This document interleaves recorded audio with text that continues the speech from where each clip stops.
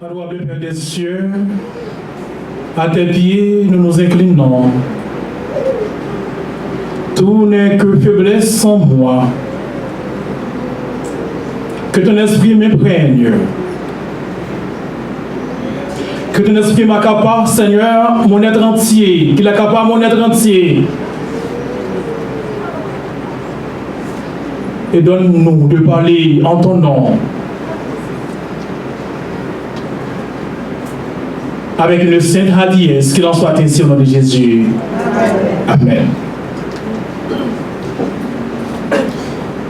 Bien-aimés chers frères et sœurs, amis visiteurs, le temps dans lequel nous vivons est en péril. Les humains ne s'acceptent pas.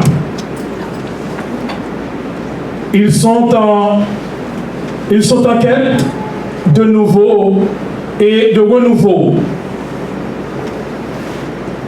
Ils manquent d'estime de soi et ils sont fatigués de la vie qu'ils mènent. Ils vivent une crise identitaire sur toute la ligne, ce qui les conduit à dépasser des limites encore jamais atteintes. Celle de la confusion des rôles et des sexes. Par exemple, un individu entre dans les toilettes des femmes, dans les toilettes destinées aux femmes. Après 5 minutes, des jeunes filles en sortent et en se plaignant qu'il y a un homme dans les toilettes des femmes. On interpelle l'individu en question qui répond qu'il est une femme.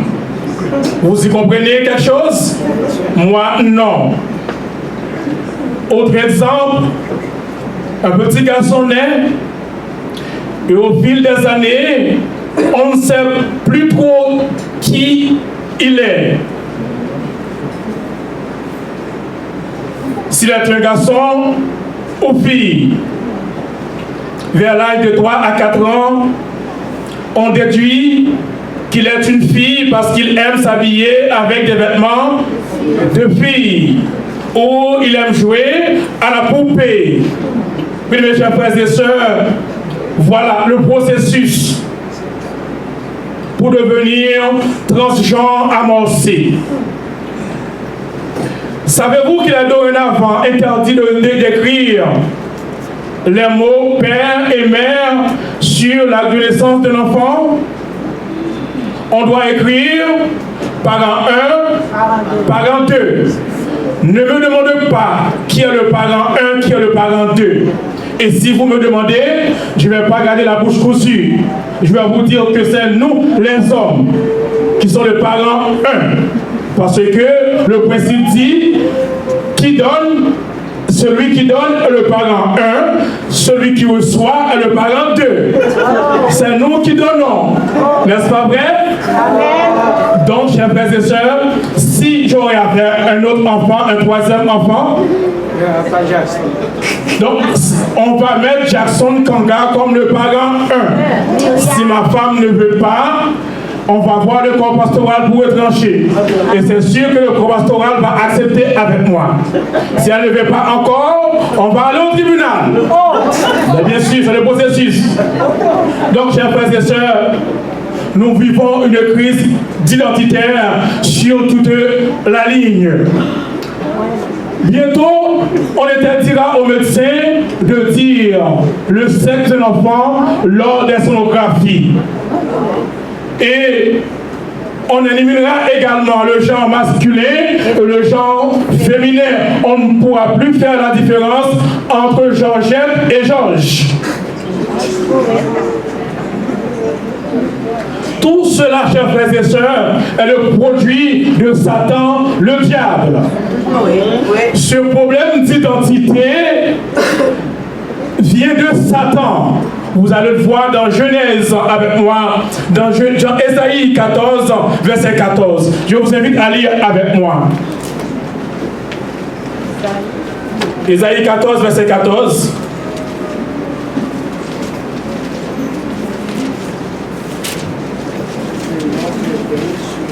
Si quelqu'un a trouvé, peut le lire pour moi.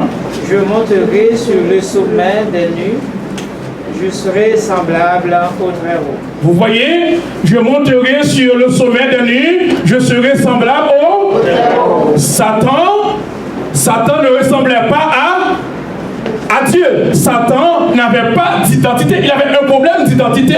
Il voulait ressembler à qui? À Dieu. Au Très-Haut. Il voulait ressembler au Très-Haut. Alors que nous autres, vous allez voir le privilège que nous avons en tant que chrétiens. Dans Genèse, chapitre 1, Satan n'était pas créé, ne ressemblait pas à Dieu. Mais dans Genèse, chapitre 1, verset 26, je vous invite à lire avec moi. Genèse 1, verset 26. Dieu dit, faisons à notre et à notre ressemblance. Cela veut dire que nous autres, nous ressemblons à Dieu. Satan cherche à ressembler à qui? Nous autres, nous ressemblons à qui? Vous voyez le privilège? Nous ressemblons à Dieu. Nous sommes créés à son image. Ce problème d'identité est le produit de Satan, le diable. L'Église, Satan dit à Ève, qu'est-ce que Satan dit à Ève? On peut le voir ensemble dans Genèse chapitre 3, verset 5. Genèse 3, verset 5, qu'est-ce qu'il a dit?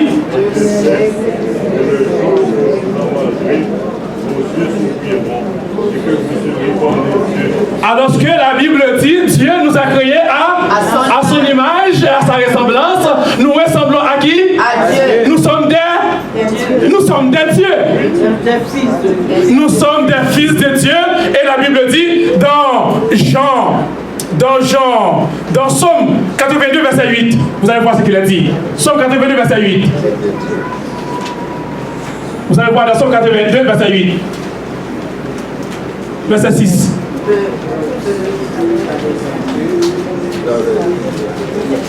Qu'est-ce qu'il a dit? J'avais dit, vous êtes des... Et continue. Vous êtes tous des fils du Très-Haut, virgule. J'avais dit que vous êtes des... Vous êtes des... Et vous êtes tous des fils. Vous êtes tous des fils du Très-Haut.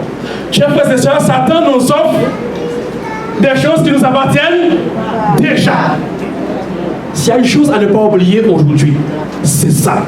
Satan n'a rien à nous offrir qu'on n'a pas, sauf la mort éternelle. Satan n'a rien à nous offrir. Ce qu'il nous offre, nous appartient déjà. Car il est dit dans 1 Corinthiens 3, verset 23, vous allez lire, tout est à vous, vous regardez, tout est à vous, vous êtes à Christ, et Christ est à vous. Vous voyez la liaison? Tout est à vous. Pourquoi tout est à nous? Parce que nous sommes à Christ. Et Christ, lui, est à... Qu'est-ce qui nous manque? Qu'est-ce qui nous manque? Qu'est-ce qu'un patron humain peut m'offrir? Des fois, nous négocions notre vie éternelle pour des choses temporelles, alors que tout est à nous. Il suffit de le croire pour l'avoir. Il suffit de le croire pour l'avoir. Vous allez voir que Satan va vous offrir des choses. Satan peut vous offrir des choses. Non, regardez autour de vous. Tout est à vous. C'est ce qu'a dit la Bible. Tout est à vous. Satan n'a rien. Et nous sommes à Dieu. Nous sommes à Christ. Nous nous laissons impressionner par les sophismes du monde. On voit les avions, les hélicoptères, les bateaux, les belles maisons, les belles voitures. Des fois, nous disons que ces voitures-là sont à qui? Sont à Satan. Satan n'a rien.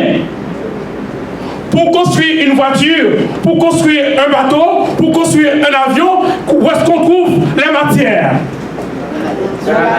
Dans la nature. Ce sont les mines, les ressources minières. Qui a placé les ressources minières? Qui donne l'intelligence pour construire un avion? Qu'est-ce que nous n'avons pas, chers frères et sœurs? Nous négocions notre vie éternelle pour des choses temporelles. Nous négocions notre sabbat pour un poste. Le patron vous dit que si vous refusez de travailler le samedi, vous allez perdre votre job, votre poste. Alors le poste est à qui? Tout est à nous, le poste est à moi. Notre entreprise est à qui? L'entreprise est à Dieu. Et vous allez voir dans 2 Corinthiens 5, verset 17, il a dit, si quelqu'un est en Christ, il est une nouvelle créature. Les choses anciennes sont passées et voici toutes choses sont devenues nouvelles. Les choses anciennes sont nos ennemis intérieurs. Notre orgueil naturel, notre amour du péché, notre dépendance à l'alcool, nos mauvaises pensées et notre auto-justification. Ces choses-là sont mortes, crucifiées avec notre nature pécheresse. Maintenant, vous êtes une nouvelle créature. Une créature merveilleuse, créée par la puissance de Dieu et pour sa gloire. Mes chers frères et sœurs, amis visiteurs, dès qu'on rencontre tous ceux et celles qui rencontrent Jésus doivent quitter.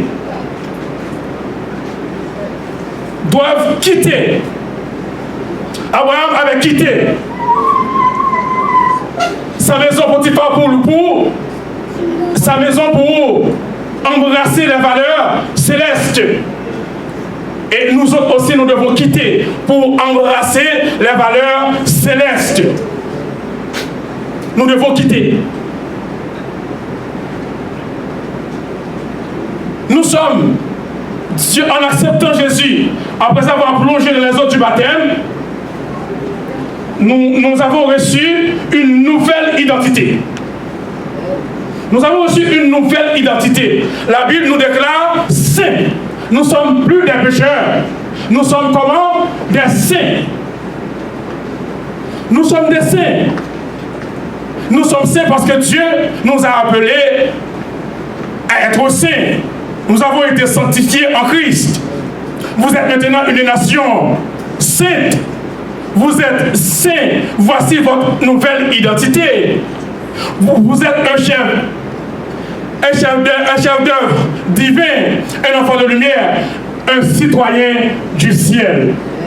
Et nous sommes, en tant que citoyens du ciel, nous sommes appelés à annoncer les hauts faits de Dieu.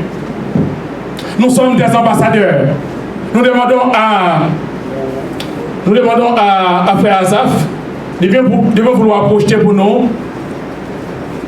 Ce matin, je ne sais pas si ça va marcher.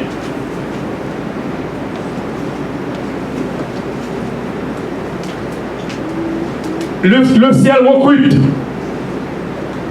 Je me demande si ça va marcher ou pas.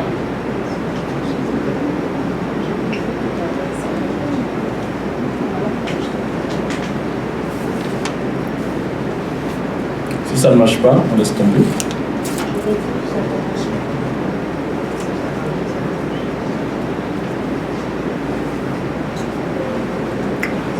Donc, chers frères et sœurs,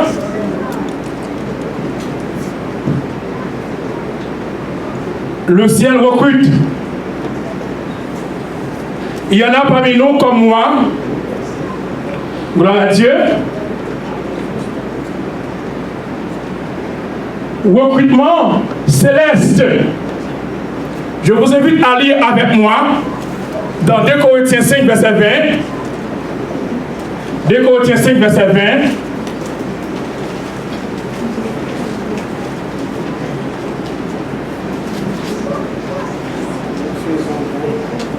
Qu'est-ce qu'il a dit? Nous faisons ambassadeurs pour Christ, comme Dieu est corrompu, comme nous en supplions au nom de Dieu, soyez réconciliés avec nous. Donc, en tant que chrétien, moi, je suis un ambassadeur. Je ne sais pas pour vous. Je suis un ambassadeur. Pour vous, ou encore, je crois que tout le monde ici, sauf qui ne répond pas aux exigences pour être un ambassadeur, sauf ces personnes-là. Mais nous autres, nous sommes des ambassadeurs. Et ce matin, pour ceux qui ne savent pas qui est un ambassadeur, ou pour ceux qui ne répondent pas encore aux exigences de Dieu, voici l'offre de l'emploi. Recrutement céleste. On décrit le poste. C'est le poste, le cadre, c'est un poste ambassadeur. Vous allez voir. Le titre du poste, ambassadeur ou ambassadrice de l'Éternel des armées. Description générale du poste. Être au service du roi des rois, poste cadre. Et tâches et responsabilités. Allez faire de toutes les nations. Tâches et responsabilités. Allez faire de toutes les nations des disciples, les baptisants au nom du Père, du Fils et du Saint-Esprit. Exigence du poste.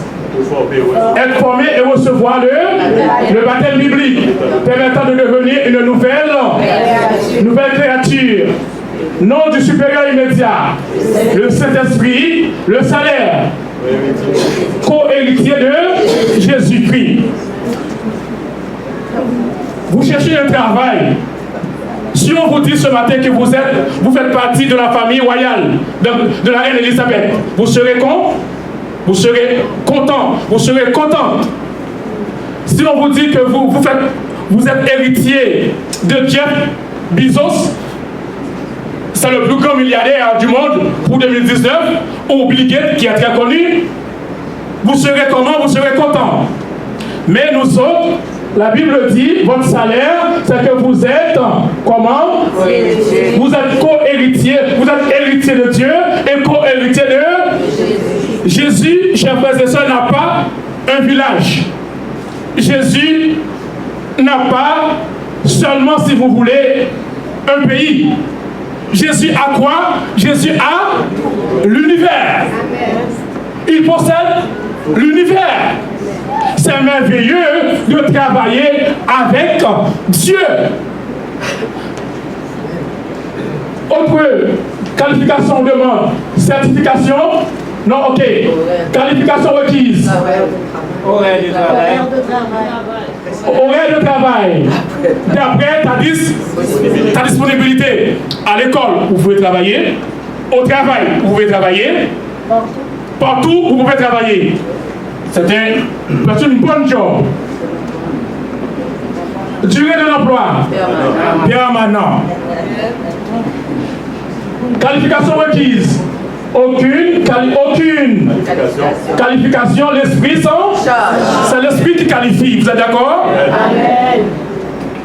De plus, formation continue à l'interne après l'embauche ou encore après le baptême. Donc, on va instituer notre classe baptismale pour continuer à former notre nouveau baptisé. Donc, c'est ce qu'on appelle une formation continue à l'interne après le baptême. Certification, c'est la croix qui nous donne la garantie, n'est-ce pas vrai? C'est la croix, chers frères et sœurs. Compétence particulière, être capable de parler de Jésus, ce qu'il est, ce qu'il a fait et ce qu'il fera pour vous. Caractéristiques personnelles, on laisse tomber. Genre, pas de distinction de sexe. Qualité, attitude chrétienne, persévérance dans la prière et sanctification. Avantage. Chers frères et sœurs, on va voir les privilèges, les avantages de l'ambassadeur ou d'une ambassadrice. Un ambassadeur est nommé et non élu par une votation. Donc, nous sommes établis par Dieu en tant qu'ambassadeurs. L'ambassadeur des États-Unis au Canada il est nommé par les États-Unis. Vous êtes d'accord avec moi? Donc nous autres, en tant que citoyens du ciel, qu'est-ce qui nous nomme comme ambassadeurs? C'est Dieu. C'est Dieu qui nous a établis. Nous tenons notre pouvoir de lui et nous exerçons qu'en son nom personnel et sur sa demande expresse. Ce n'est pas la commission de nomination qui nous nomme comme ambassadeurs. Ce n'est pas le comité de l'Église qui nous nomme comme ambassadeurs, mais c'est Jésus qui nous nomme comme ambassadeurs.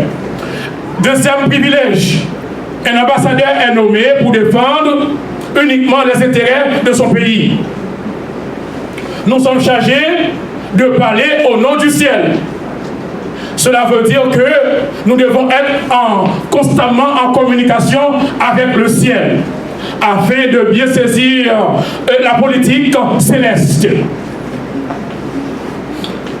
Troisième privilège de l'ambassadeur, il est totalement couvert par son pays. L'ambassadeur des États-Unis au Canada, il est totalement couvert par les États-Unis. Et nous autres, comme ambassadeurs du ciel, nous sommes totalement couverts par qui? Par Dieu. Notre sécurité personnelle, notre sécurité financière, notre sécurité familiale. Quoi encore? Notre transport est garanti. Et notre vie est protégée.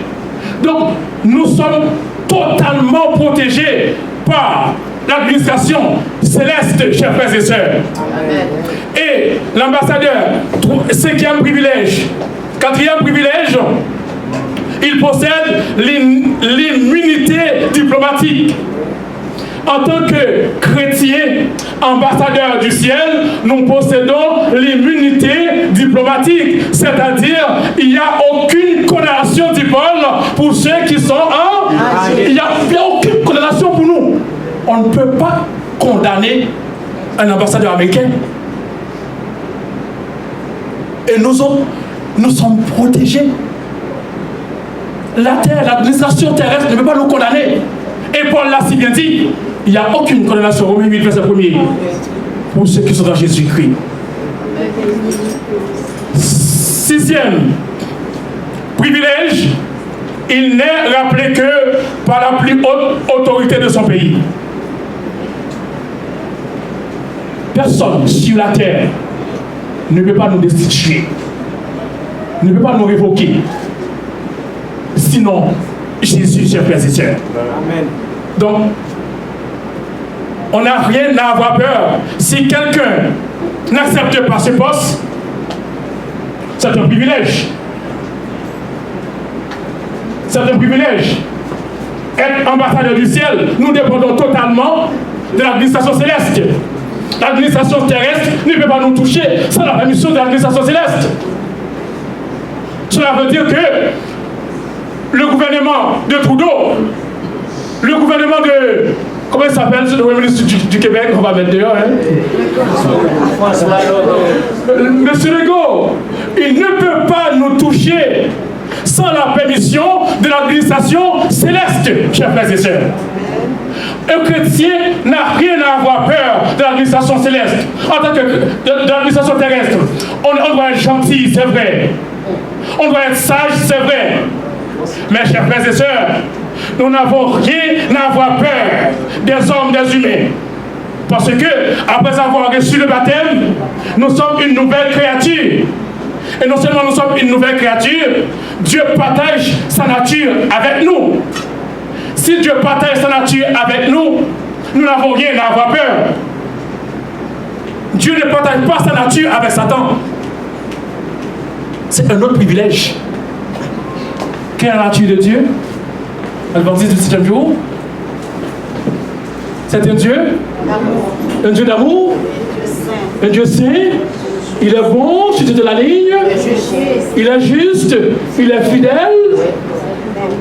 Il est miséricordieux et compassible. C'est la nature, ce sont la nature de Dieu. Et Dieu ne partage pas ses prérogatives avec nous. C'est pour notre bien. Nous ne pouvons pas gérer ces prérogatives-là. C'est pour notre bien.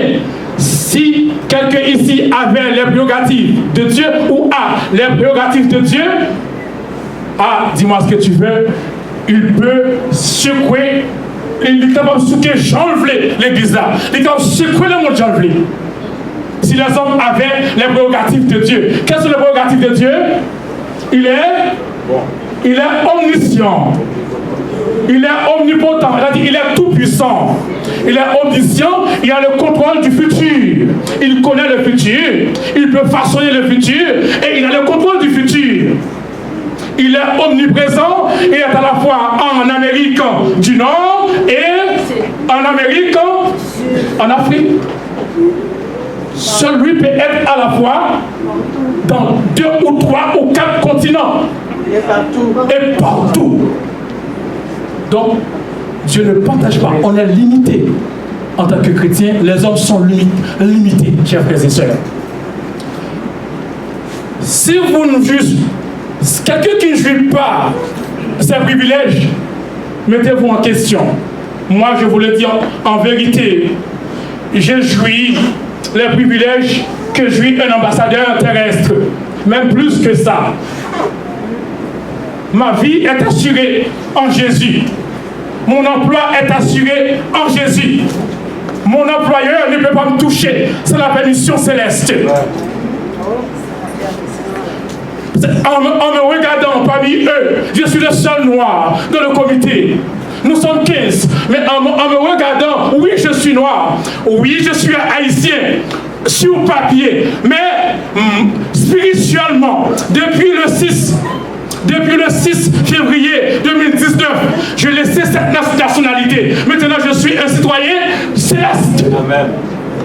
On ne peut pas me toucher sans la permission du ciel. Parce qu'en tout premier lieu, je suis un ambassadeur et je travaille avec le ciel. Amen. Si Jésus veut me placer quelque part d'autre, il va me placer quelque part d'autre. Entre-temps, je dois vous dire qu'un chrétien doit être discipliné, ordonné, ponctuel, respectueux. Ne dites pas qu'on ne peut pas me toucher alors que vous êtes indiscipliné en tant que chrétien.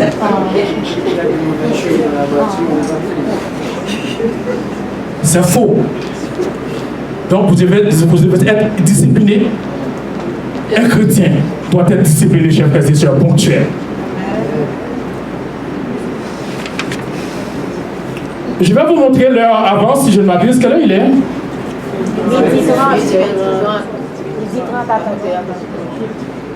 Oh Seigneur.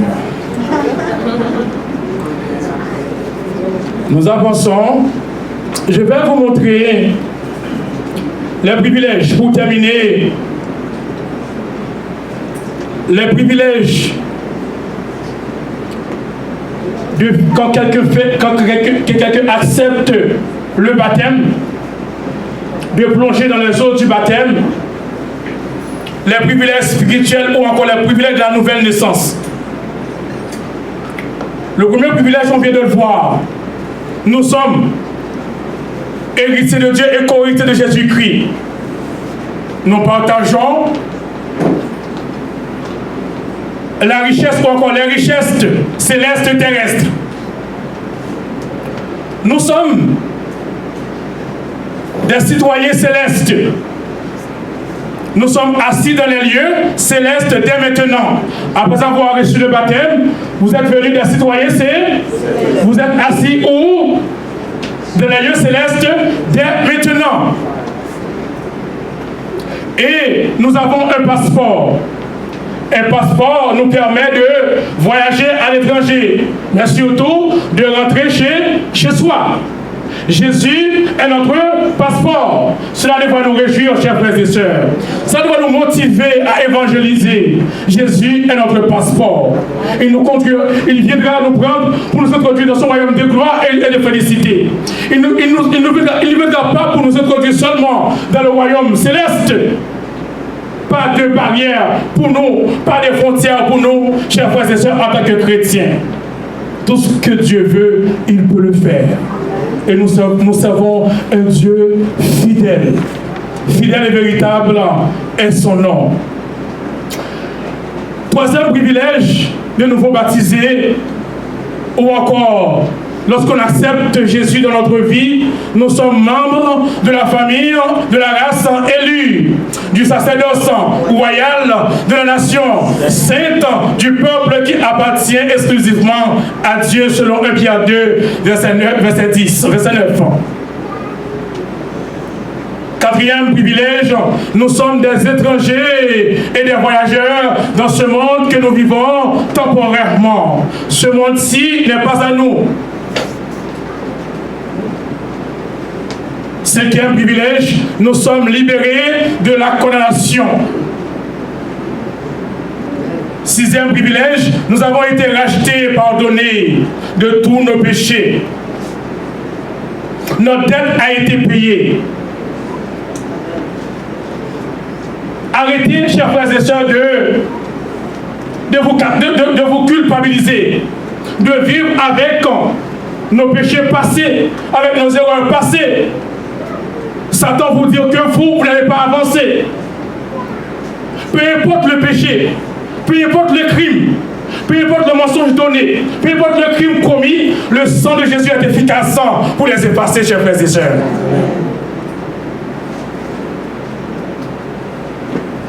Septième promesse pour terminer.